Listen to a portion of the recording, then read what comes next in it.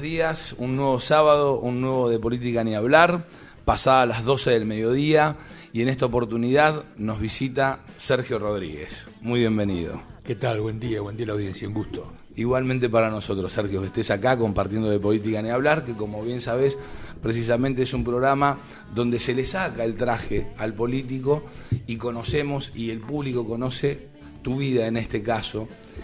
Y yo cada programa lo comienzo preguntándole al invitado, en este momento, ¿cuál es tu primera memoria? ¿Hacia dónde te lleva ese recuerdo que te viene en este momento?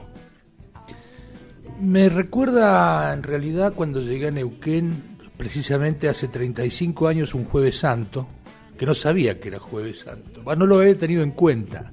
Vine a buscar trabajo con muy poca plata en el bolsillo, y esa tarde pues, el colectivo, el Tirsa, me dejó a las 5 de la mañana en la calle Mitre, donde antes funcionaba la terminal, y a las 3 de la tarde estaba preso. Ah, bueno. Me habían metido preso porque en esa época, estoy hablando del año 79, era muy peligroso ser joven. Era peligroso pensar. Sí, no, y ser joven ya era una persona joven, era una persona peligrosa. Y bueno, por averiguación de antecedentes, yo andaba con mi valijita, y allí en la calle Corrientes y Mitre había un comando de civil. Me interceptó el paso y me tuvieron hasta las 12 de la noche detenido en averiguación de antecedentes. Ese fue mi Jueves Santo. Tu primera impresión en Neuquén podríamos decir que fue digital, ¿no es cierto? Sí. En la policía. Exactamente. Bueno, me tomaron las impresiones digitales, me fotografiaron, todos los datos, eso, y bueno, finalmente a las 12 y pico me dejaron libre, y allí pude... había conseguido una pensión ahí en la calle Alcorta y Chaneton, en la esquina. Y bueno, ahí estuve viviendo aproximadamente 20 días, un mes, hasta que finalmente fui a trabajar a Planicie Banderita. Bien, de esa historia nos vamos a hacer eco más adelante. Me gustaría ir a tu infancia. Me gustaría que me comentes un poco acerca de Pancho, ¿sí? Tu papá, que me cuentes o que nos cuentes un poco acerca también de tu madre. Bueno, de Mabel. Nosotros nacimos en Rosario, somos 3 hermanos, de una barriada muy muy humilde en Rosario. Dentro de todos, nuestra familia estaba bastante bien, porque mi abuelo, venido de España, tenía un almacén, puso un almacén en el barrio, que fue el primer almacén que hubo en ese barrio. Ahí en el sudoeste de Rosario. Exactamente, en el barrio Francetti. Y bueno, mi padre tenía una fabriquita de soda, y nosotros desde muy chiquitos, 8 o 9 años, ya estábamos atando el caballo y repartiendo soda con mi papá. Esa era la función desde chico. El trabajo formó parte de nuestra vida desde muy muy muy chiquitos, ¿no? 8 o 9 años ya estábamos en la jardinera repartiendo soda, haciendo los recorridos, en fin, un trabajo que era muy pesado para duro nuestra para un edad, chico, claro. Y muy sacrificado, pero bueno, nos formamos en el esfuerzo, ¿no? De alguna manera no me arrepiento en absoluto ni critico, todo lo contrario. Creo que fuimos muy bien enseñados, muy bien educados en ese sentido, ¿no? En el trabajo. Y no solamente trabajabas, sino que también ibas a la escuela primaria. Lógico, iba a la escuela primaria. En la 91, En la 91, sí. Bien. Estados me Unidos. Mira Sergio como diciendo estos datos. Se los tenemos que agradecer a Alfredito, tu hermano, a uno de tus hermanos, porque también Jorge, vos sos el mayor de 3 hermanos. Exacto. Uh-huh. Y cuando naciste, tengo entendido, tenían el almacén de ramos generales del cual se hizo cargo tu papá, ¿no es cierto? Sí, teníamos un almacén de ramos generales que estaba en sociedad con mi tío, que vivíamos todos juntos. Camilo, uh-huh. Exactamente. Un almacén de ramos generales y la fabriquita de soda y un bar que se prendió fuego por un accidente por una imprudencia, y bueno, nos dejó en una situación económica bastante complicada, porque en esa época nadie pensaba en el seguro ni nada de esas cosas. En la zona donde vivíamos nosotros eran absolutamente cuestiones desconocidas, ¿no? Ese bar tenía una particularidad, el nombre. Sí, por ser yo el primer hijo le pusieron Sergito al bar. y bueno, hubo que comenzar de nuevo. Cuando se incendió yo tenía 5 años y me acuerdo que nos sacaron a todos de la casa, bueno, ardía todo, era una foto bastante dramática, ¿no? Y bueno, y afortunadamente no hubo que lamentar ninguna víctima de la familia, y perdimos todo y hubo que comenzar de nuevo. Claro. Qué barro. Y vos te referiste acerca de una imprudencia. ¿Se supo finalmente esa imprudencia a qué se debió? ¿Si fue provocado? Sí, había una gallina ponedora que se le antojó ir a poner un huevo debajo de un tanque que tenía aserrín, y el aserrín estaba húmedo con querosén. Y mi madre, para buscar el huevo, no tuvo mejor idea que encender un fósforo. La cabeza del fósforo cayó sobre el aserrín con querosén, claro. Y ahí comenzó el desastre. Bueno, pero como bien dijiste, gracias a Dios no le pasó nada absolutamente a nadie. Los vecinos jugaron un rol fundamental. Sí. Vos, hablando de jugar, vos estabas en ese momento, creo que, según me comentaron, en un cuarto jugando con Jorge. Sí, estábamos en la habitación jugando con mi hermano menor. Éramos muy chiquitos, yo tenía 5, mi hermano tenía 3. Uh-huh. Y nos sacaron a la calle, obviamente, ¿no? Vinieron los vecinos a ayudar, pero bueno, se prendió fuego todo. ¿Y cómo recordás ese volver a empezar? Porque, a ver, se quedaron sin absolutamente nada, ¿no es cierto? Sí, bueno, mi viejo trabajó muy duro, mi tío, pidieron plata prestada, bueno, hubo que primero reacondicionar todo el lugar nuevamente, y después, bueno, salieron a pedir plata prestada para recapitalizarse, y bueno, seguimos con el almacén. Ya no era el almacén que era simplemente un almacén de barrio, y el reparto, la fábrica de soda, con eso, bueno, salimos adelante, ¿no? Y por ejemplo, en la escuela 91, ¿no es cierto? Ahí en la primaria, tu realidad, la realidad de Jorge, también de tu hermano, ¿era similar a la realidad de los otros chicos? Digo, ¿también trabajaban los otros chicos? No, en general no. Eran todos chicos de familias de trabajadores, de familias. En esa época prácticamente no existía la escuela privada, era muy muy poco lo privado que había, y todo el mundo iba a la escuela pública. Y bueno, yo recuerdo que íbamos con hijos de profesionales, de comerciantes, de gente como nosotros, de trabajadores en general. Seguro. Sí.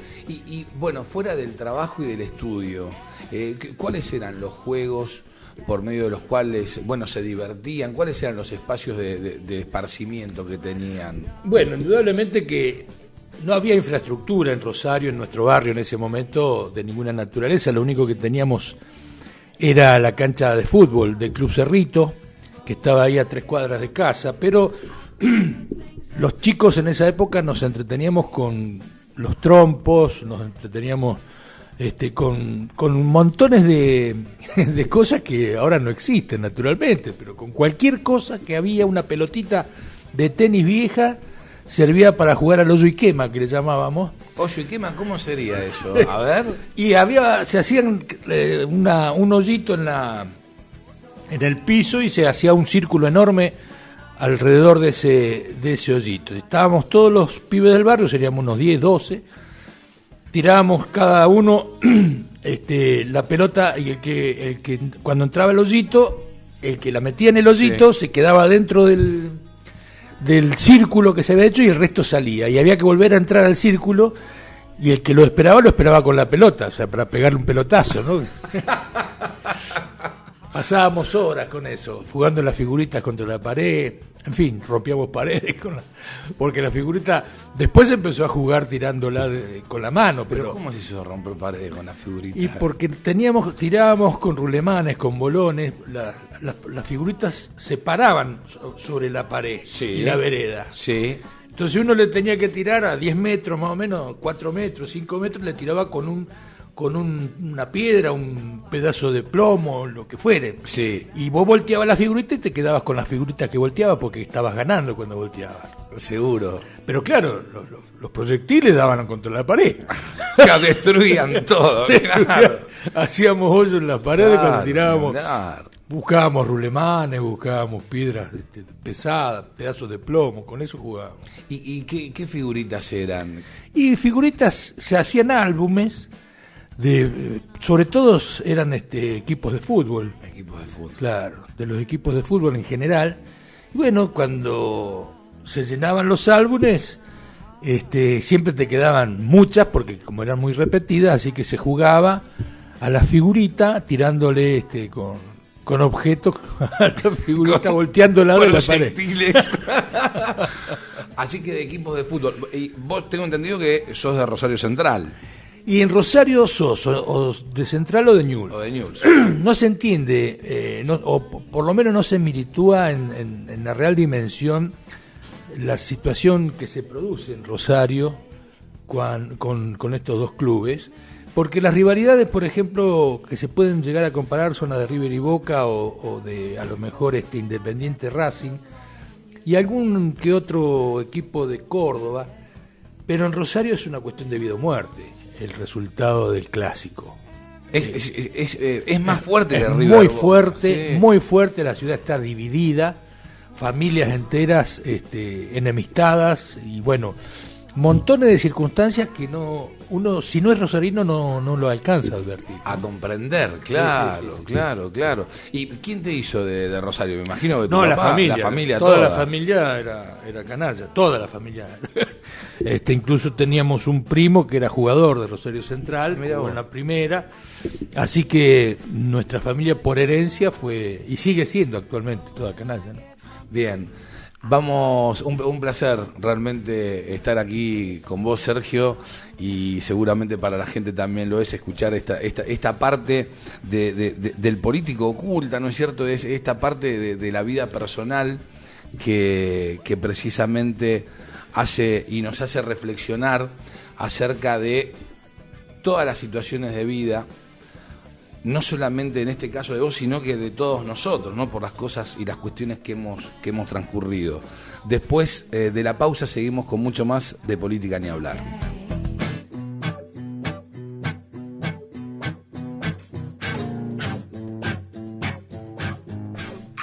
Así llegamos al segundo bloque de Política Ni Hablar con Sergio Rodríguez en este caso.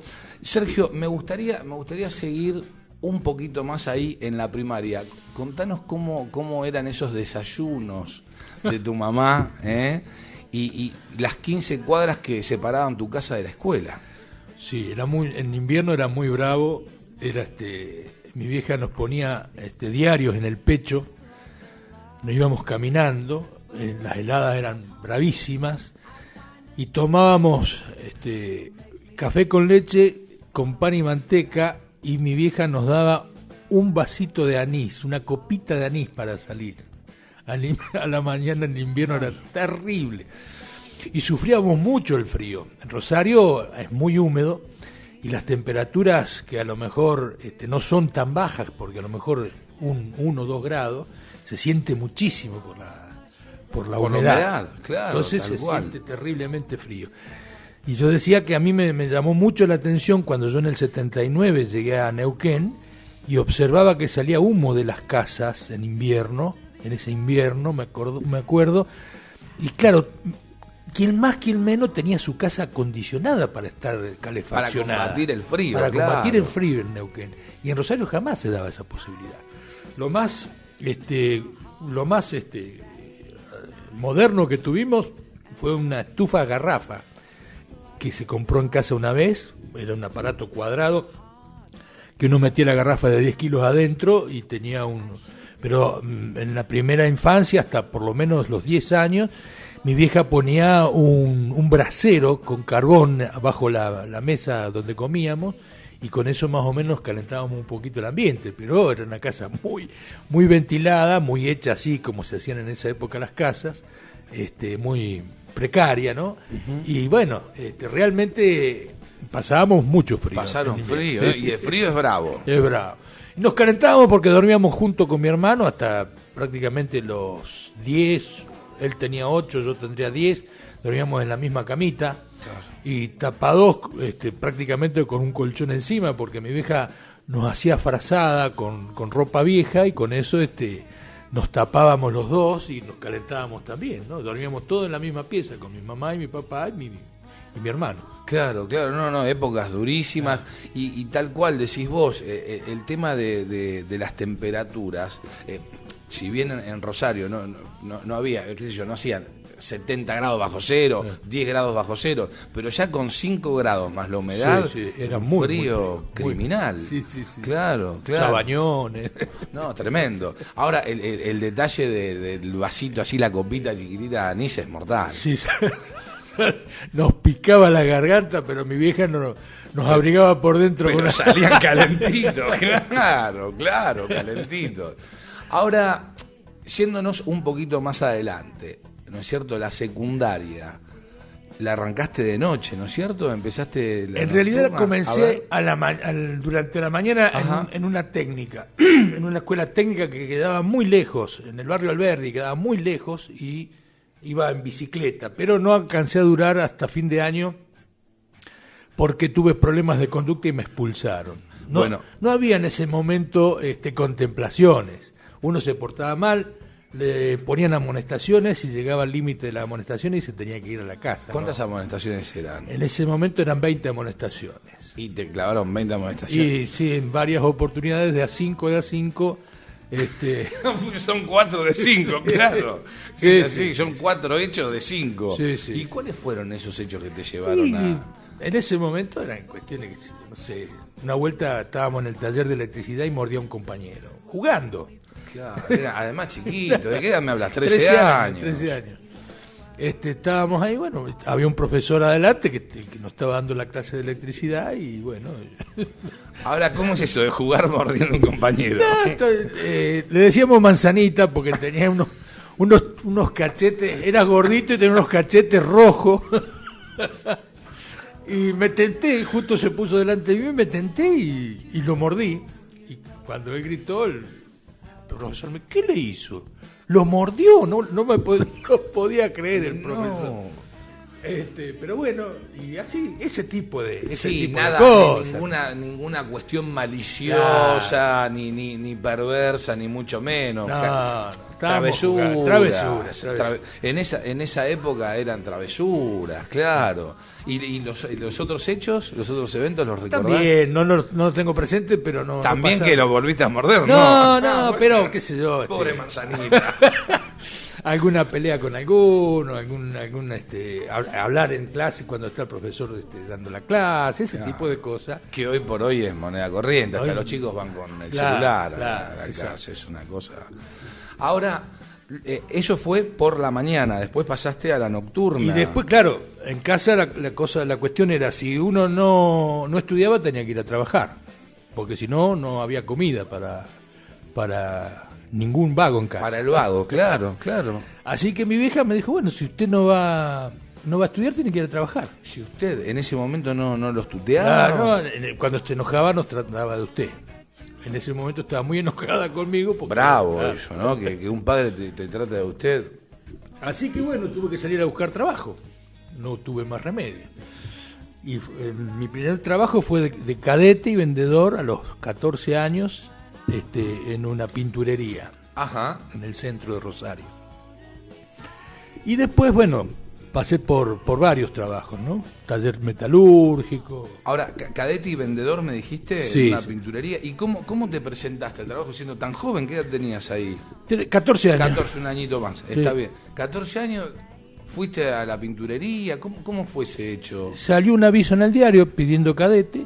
En esa época era muy común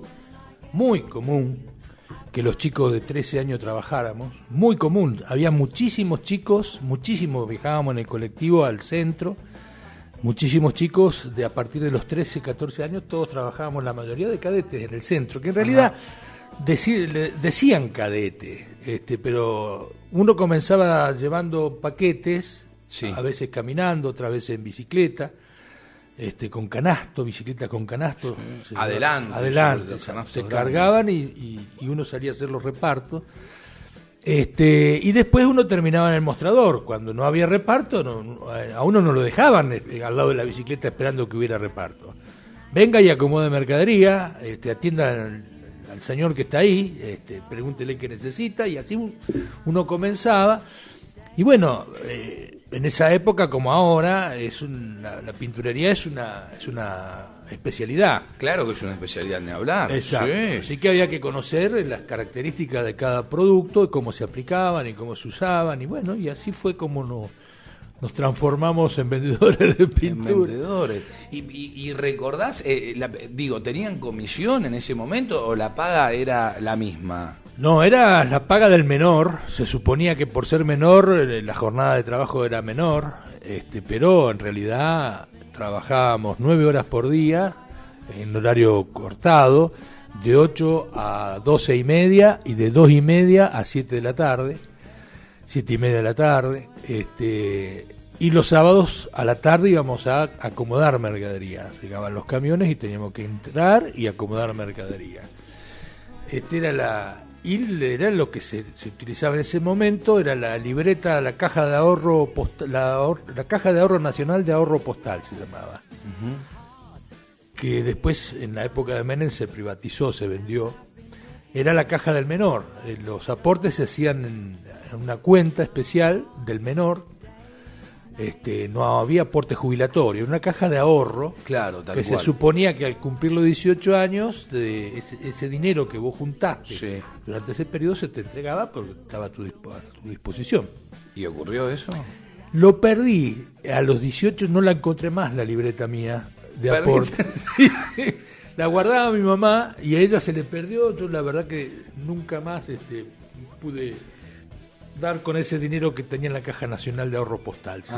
Ajá. Y luego de la pinturería me dijiste que tuviste otro empleo. Sí. ¿Te fuiste finalmente por motus propio de ahí? No, me despidieron porque precisamente no me gustaba la forma en que nos trataban, porque nos trataban bastante mal. Y bueno, y empecé a discutir, a cuestionar, y esas cosas en la actividad privada obviamente molestan mucho. Así que me indemnizaron y me fui. Y empecé a trabajar el siguiente trabajo fue en una fábrica de parrillas de ventiladores. Tenía en ese momento 14 años, 15 años. O sea que estuviste un año trabajando en la pinturería. Sí. Ajá. Y allí, bueno, comencé a trabajar en esta fábrica de parrillas de ventiladores, donde también teníamos en eso, lo bueno que tenía era que era corrido, y ahí aprendí mucho de lo que es metalurgia, soldar, cortar, utilizar todas las maquinarias que se utilizaban en la fábrica, ¿no? Claro, ya había una tendencia en vos en cuanto al tema de lo técnico, digamos, por eso elegiste la escuela técnica para ir, imagino. Claro, ¿no? Claro, sí. Bueno, finalmente también duró poco eso porque se fundió la fábrica, así que hubo que salir a buscar un nuevo empleo y entré a trabajar en una fábrica de parrillas de coches, de parrillas de auto. En esa época no había la producción de 0 kilómetros que hay ahora. Uh-huh. La cantidad de autos por familia era infinitamente menor a la actual y los autos se reparaban porque además se hacían como para que duraran. Claro, sí. De metal, así que en estas fábricas se hacían, bueno, guardabarros, ópticas, puertas, montones de las parrillas que van adelante de los vehículos. Fabricábamos las bigoteras de los Cian di Tela, me acuerdo. Mirá. Era una época bastante, parece que es la prehistoria, ¿no? Y se vendía mucho porque se exportaba mucho, la fábrica exportaba mucho, y ahí habíamos más o menos alrededor de 50 trabajadores. muchos menores, la mitad serían menores, a lo mejor un poco más, y la mitad mayores de 18 años, todos jóvenes. Bien. ¿Y ahí cuánto tiempo estuviste trabajando? Y ahí habré estado 2 años más o menos trabajando. ¿Y la paga versus la pinturería, versus la fábrica de parrillas de ventiladores? ¿Cómo era? ¿Era similar? Sí, era un poquito mejor esta última empresa. De todas maneras, yo así como cobraba, le daba la plata a mi mamá. Yo no me quedaba no me quedaba más que para el gasto del transporte, digamos, lo que me quedaba para el colectivo. Seguro. Yo le daba toda la plata a mi mamá y ella me lo iba... Bueno, obviamente la aportaba a la casa, ¿no? Seguro, lo iba administrando. Lo administraba ella, claro. Y tema de boliche, tema de salida, ¿te quedaban ganas para salir? Y sí, a esa edad sí. Nosotros íbamos con los chicos, con los pibes de mi edad, 14, 15 años, íbamos sobre todo a las ciudades de la periferia de Rosario, sí. A bailar, ¿no? Zavalla, Pérez. Había varios lugares donde solíamos ir, en tren íbamos, y bueno, como todos los pibes, ¿no? Era mucho más sano, porque eran bailes familiares. Más temprano, obviamente. A las 11 de la noche era el horario máximo para entrar al boliche, y a las 2:30, 3 de la mañana se terminaba. De vuelta. Claro. ¿Y qué música generalmente se daba en esos lugares? ¿Qué tango, me imagino? No, ya empezaba la música moderna, en esa época, Pintura Fresca creo que era el conjunto del momento, era la banda que no se llamaba banda en ese momento, se llamaba conjunto. ¿Grupo musical o conjunto? Conjunto, ¿no? Se llamaba. Conjunto, mirá. Después vino ya los grupos y bueno, ahora la banda, pero en esa época... Sí, ahora que hay cada banda. Ahora, Sergio, ¿y cómo en ese momento se cabeceaba para sacar a bailar una chica? Sí. Muchas veces uno quedaba pagando porque pensaba que le había dicho que sí a uno y era uno que estaba delante o atrás de uno. No, qué feo momento. Y cuando no llegaba a la mesa, ya la chica estaba... Olor a goma quemada por la frenada. Y la risa de los amigos, porque había que aguantarlo. Seguro. ¿Y fuiste exitoso en ese plano del cabezazo? Como todos los pibes en esa época, no había grandes exitosos, ¿no? Más bien éramos más perdedores que exitosos. Remadores. Claro. Bien, damas y caballeros, nos vamos a una nueva pausa y luego continuamos con mucho más de Política Ni Hablar con Sergio Rodríguez.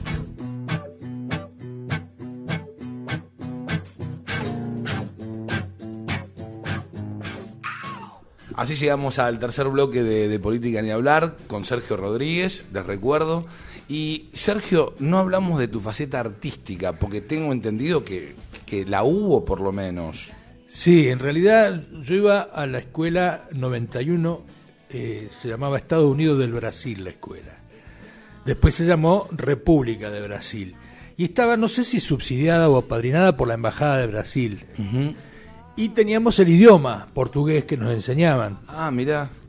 Teníamos 1 o 2 horas semanales de portugués. Nos enseñaron el himno de Brasil y chapuceábamos, porque en realidad nunca lo pudimos. Y bueno, la profesora de portugués era una actriz, que en esa época el radioteatro era se escuchaba mucho, las familias enteras se reunían alrededor de la radio escuchando el radioteatro, y nuestra profesora trabajaba era actriz de radio. Y bueno, tenían un grupo que hacía teatro en las radios, y me preguntó a quién le interesaba hacer teatro, y el único de los 34 o 35 alumnos de quinto grado que le dijo que sí era yo. El resto nadie contestó positivamente a la invitación. Y bueno, a partir de ahí ella me llevó a este grupo a trabajar. Hicimos 2 radioteatros, y fue mi primera experiencia, ¿no?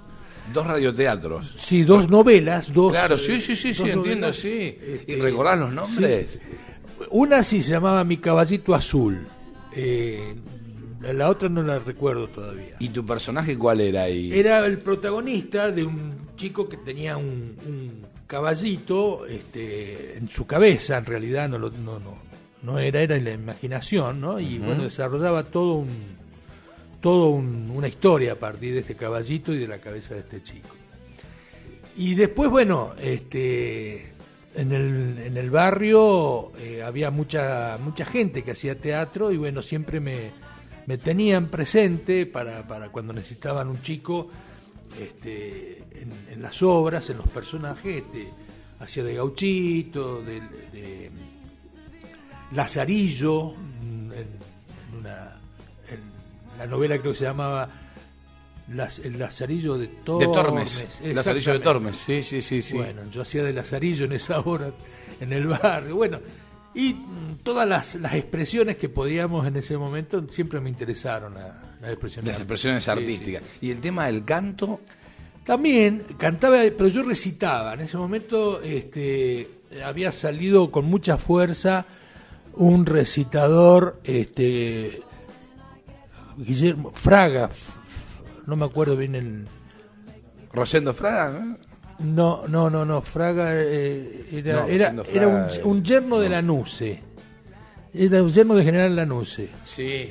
Era un folclorista. Sí, un folclorista. Y hacía recitados, y a mí me gustaba mucho uno que hacía él, que terminaba en un medio dramático, ¿no? Mi mamá es gaucha. Y bueno, a mis amigos les encantaba como yo recitaba y me llevaban a todos lados para que les recitara. Cada reunión que hacíamos, y eran muchas, me pedían que les recitara estas cosas que uno iba aprendiendo, y nos divertíamos mucho con eso. Claro, recién cometimos un error garrafal, ¿no? Al decir Rosendo Fraga, es politólogo, claro, no tiene nada que ver. También recita. Ahora, viniendo más acá, ¿cómo fue el momento en el cual decidiste ser enfermero o estudiar enfermería? Bueno, estaba desocupado. En ese momento tendría 17, 18 años. ¿Esto fue a posteriori de la fábrica de parrillas de coches? Sí. Ajá. Estaba en ese momento desocupado, me había ido de casa, estaba viviendo solo con un amigo. Y el papá de mi amigo trabajaba de enfermero en un hospital en Rosario. Y nosotros por la noche lo íbamos por ahí a hacer compañía. Nada más que para estar un rato con él, charlar un rato, tomar unos mates. Y bueno, y eso me empezó a llamar la atención. Y este hombre, Duni de apellido, Vicente, me enseñó a poner inyecciones, porque él aplicaba inyecciones ahí, obviamente trabajaba de enfermero. En esa época, en ese lugar, las guardias eran por 24 horas, con lo cual vivían prácticamente ahí, claro, los días que estaban, y después descansaban 3 o 4 días, y así trabajando 2 o 3 días más seguidos, era un sistema así. Y bueno, me llamó la atención este tema de atender a las personas que estaban enfermas. Bueno, y a partir de ahí le pregunté a él cómo podía hacer, porque me gustaría trabajar de eso, y él me mandó a la Cruz Roja a hacer el curso. Así que me inscribí en la Cruz Roja, y a partir de allí, bueno, hice el curso de auxiliar de enfermería, y a los 19 años ya estaba recibido. Ya estabas recibido. Es decir, que el curso duraba 2 años aproximadamente. Un año. Ajá. ¿Y tu primer trabajo formal de enfermero? Mi primer trabajo fue mientras estaba estudiando. La directora de la escuela era jefa de enfermería del Hospital Provincial de Rosario. Y era un alumno bastante destacado. Sí. Y antes de recibirme me ofreció ir a trabajar al Hospital Provincial de Rosario, en la sala de psiquiatría. Todo un tema. Sí, así que bueno, trabajaba de 22 a 6 en el Hospital Provincial. Yo en ese momento estaba trabajando en un depósito de la Municipalidad de Rosario. Ya me había reinstalado laboralmente nuevamente. Ajá. Así que estaba trabajando en un depósito de materiales de la Municipalidad de Rosario. Así que trabajaba de 7 a 13 en el municipio y de 22 a 6 en el Hospital Provincial de Rosario. Qué manera de trabajar, ¿eh? Sí, trabajé mucho. En esa época se trabajaba mucho. Era muy...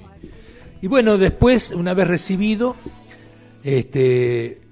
como yo era municipal y los hospitales públicos en Rosario son municipales, claro. Después de mucho trámite conseguí que me dieran el traslado al Hospital Central, que en ese momento se llamaba Asistencia Pública, que en realidad es lo que hoy es el Hospital de Emergencia de Rosario, que después se transformó en el Clemente Álvarez, un hospital de alta complejidad para la atención de emergencias. Y yo comencé trabajando en la unidad de terapia intensiva del Hospital de Emergencias de Rosario. Bien. Y bueno, a partir de allí, a los 23 años, 24 años, ya me vine para Neuquén. Uh-huh. ¿Nidia ya había aparecido en tu vida para ese momento? Sí. Ella, cuando estaba trabajando justamente en el hospital de urgencias, ella estudiaba medicina y estaba haciendo prácticas allí. Nos conocimos allí. Bueno, nos conocimos, nos enamoramos, después nos casamos. Se casaron allá en Rosario. En Rosario, sí. Y bueno, digamos, yo en ese momento estaba trabajando, cuando nos casamos, estaba trabajando en el hospital de urgencias y en el Sanatorio Plaza.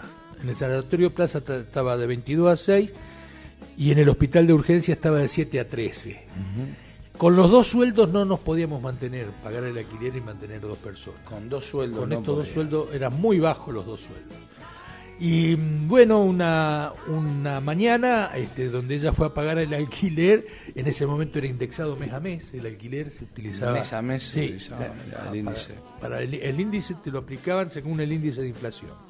Entonces todos los meses te iban aumentando el valor del precio del alquiler. Me llamó, me acuerdo, esa mañana que fue a pagarlo, nos dijo que nos habían aumentado, prácticamente nos quedábamos sin plata.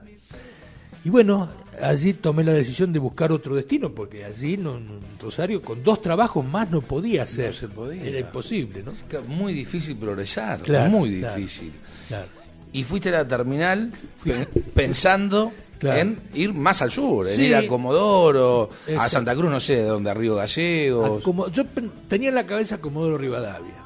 Ajá. Y estaba en la fila para sacar un pasaje para Comodoro Rivadavia y pasa un amigo del barrio. ¿Te acordás el nombre? Sí. El Negro Beto. El Negro Beto.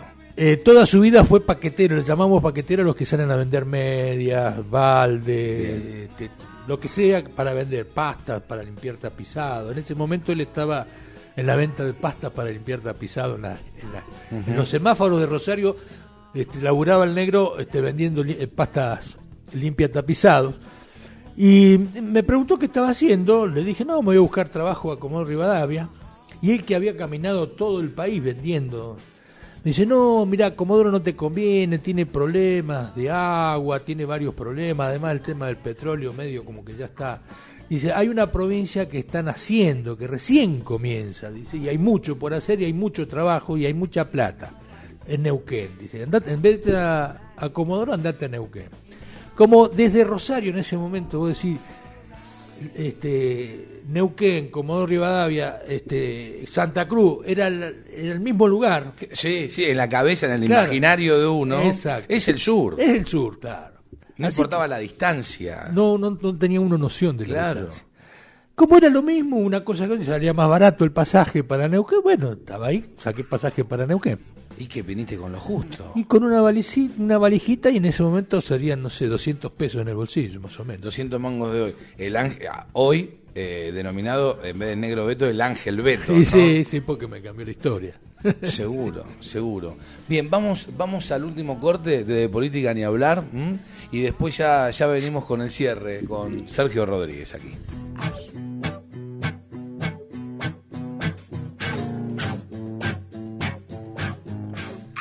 De esta manera llegamos al último bloque de Política Ni Hablar, y nos habíamos quedado con que, bueno, finalmente el Ángel Beto, ¿sí? Te dijo, anda a Neuquén mejor. Llegaste a Neuquén, sabemos que tus primeras impresiones fueron digitales, como lo habíamos comentado anteriormente. Te tuvieron, bueno, por averiguación de antecedentes, en fin, pero tu primer contacto, luego del contacto policíaco, por decirlo de alguna manera, fue alguien que te dio una mano muy grande, ¿no es cierto? Sí, hay un señor que tenía una fábrica de pan, Soriquén. Soriquén, que actualmente existe. Existe, ¿sí? Y nos mandó, me mandó este amigo que vendía pastas, porque este señor tenía la distribución de las pastas limpiatapizados en toda la Patagonia. Entonces era el contacto que mi amigo tenía y realmente me recibieron muy bien. Me acuerdo que me invitaron a comer y me llevaron a recorrer para alojar. Finalmente la señora de la casa me llevó a la pensión que después vivía, así que me atendieron muy bien, fueron muy solidarios y me sentí muy bien recibido, ¿no? Para un recién llegado que no tenía absolutamente 200 mangos en el bolsillo de hoy, claro. ¿Qué claro. te parece? Ni hablar.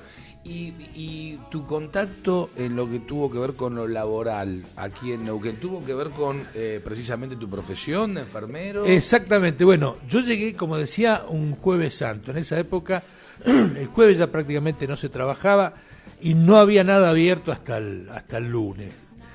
Y el mismo lunes empecé a trabajar a la noche en el Policlínico Neuquén, de enfermero. El mismo lunes. El mismo lunes, el mismo día que salí a buscar trabajo a la noche, empecé a trabajar en el Policlínico Neuquén de enfermero. Es como que alguien le tocó con la varita mágica como llegaste a Sí, Neuquén, ¿no? indudablemente que tuve una ayuda celestial, sin ninguna duda.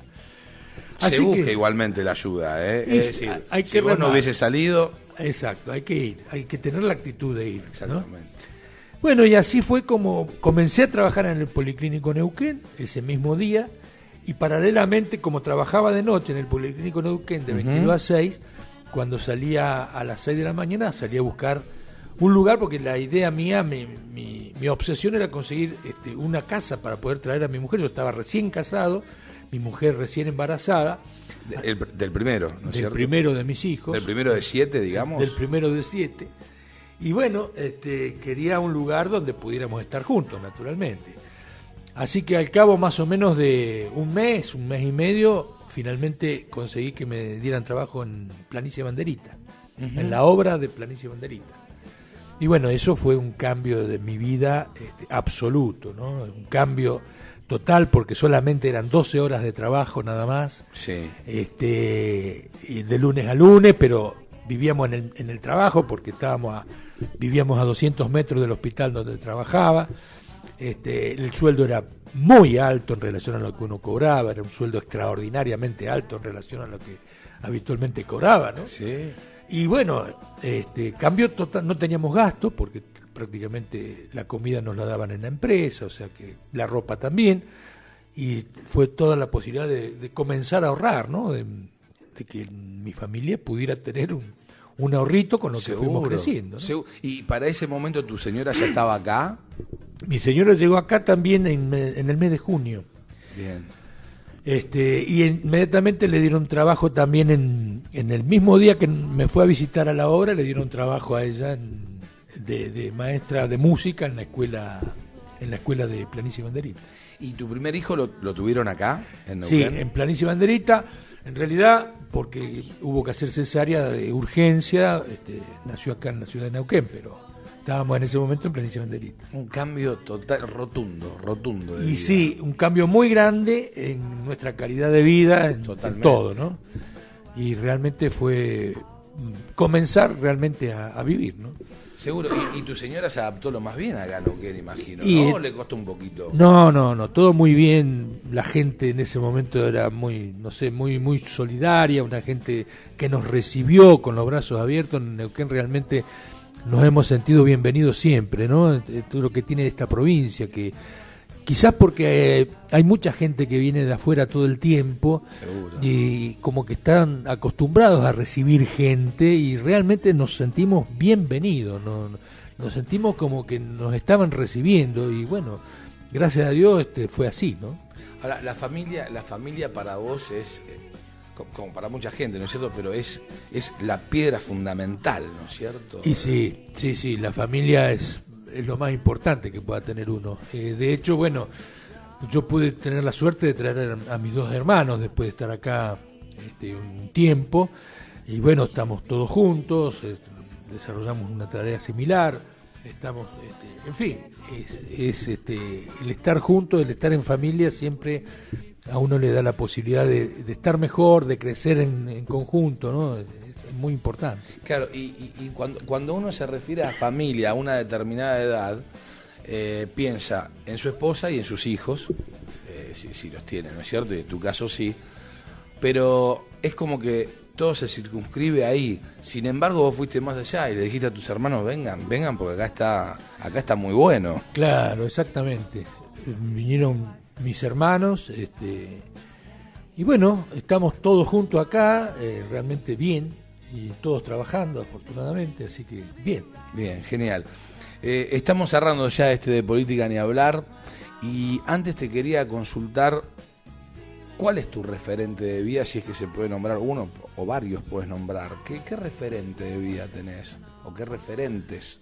Bueno, en mi formación, más allá de la cuestión de la familia, ¿no? Mi padre, mi madre, pero indudablemente alguien que me marcó muchísimo fue un sacerdote, Néstor García, que tenía la parroquia de nuestro barrio y que había armado un grupo de jóvenes que nos comenzamos juntándonos los sábados.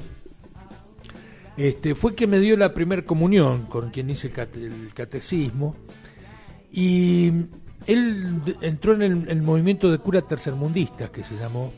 Bien. Que era un poco mal interpretados, pero eran un poco la avanzada social de la iglesia en ese momento. Eran curas que se les llamaba villeros, que se metían a trabajar, a hacer trabajo social en los barrios, fuertes, claro, saliendo de las parroquias. Y en realidad nos metió este grupo de jóvenes que había armado. Éramos un grupo que discutíamos de cuestiones políticas muy extraño, porque desde la religión este cura nos incentivaba a que veamos la realidad con mirada crítica, ¿no? Y a discutir lo que pasaba y qué era lo que estaba pasando. Y a él en el gobierno de Lanuse, junto con otros 5 sacerdotes más, lo encarcelaron y lo tuvieron detenido a disposición del Poder Ejecutivo, algo así de un mes y medio, y fue un movimiento de resistencia muy grande que hicimos en el barrio para que nos devolvieran al cura, que finalmente, gracias a Dios, nos lo devolvieron después. Y bueno, esa fue una experiencia de vida riquísima, donde empezamos a tener conciencia de la realidad que nos circundaba y las posibilidades que teníamos de cambiarla, ¿no? Uh-huh.